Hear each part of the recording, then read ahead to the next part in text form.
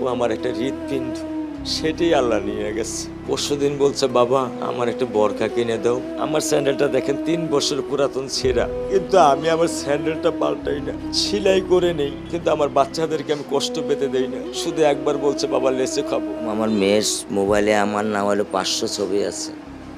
আমি এখনো সাহস পাইনি আমার মেয়ের একটা ছবি বের করে দেখতে। আমার সে সাহস নাই। আমি সেই সাহস হারাই ফেলছি, কারণ ও আমার ছিল হৃৎপিণ্ড।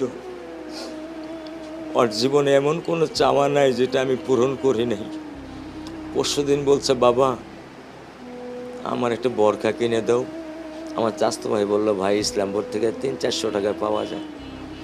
আমি সাথে সাথে নিউ মার্কেট থেকে আমি 1000 টাকা দিয়ে আমার মেয়েকে বরখা এনে দিচ্ছি।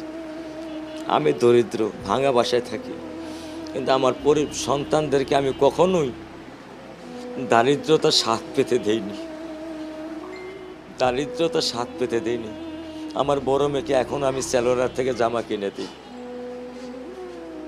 আমার স্যান্ডেলটা দেখেন 3 বছর পুরাতন ছেঁড়া, কিন্তু আমি আমার স্যান্ডেলটা পাল্টাই না, সেলাই করে নেই, কিন্তু আমার বাচ্চাদেরকে আমি কষ্ট পেতে দেই না। শুধু একবার বলছে, বাবা লেচে খাবো। আমি 1 মিনিটও দেরি করিনি, 1 মিনিটও আমি দেরি করিনি। ও আমার একটা হৃৎপিণ্ড, সেটাই আল্লাহ নিয়ে গেছে।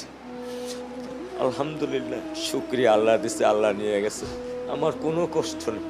আমি তো চাইলে পারতাম না। অনেক দম্পতি আছে যাদের সন্তান নেই, আল্লাহ দিছে, আল্লাহ নিয়ে গেছে। আমি আলহামদুলিল্লাহ করি আল্লাহ গেছে।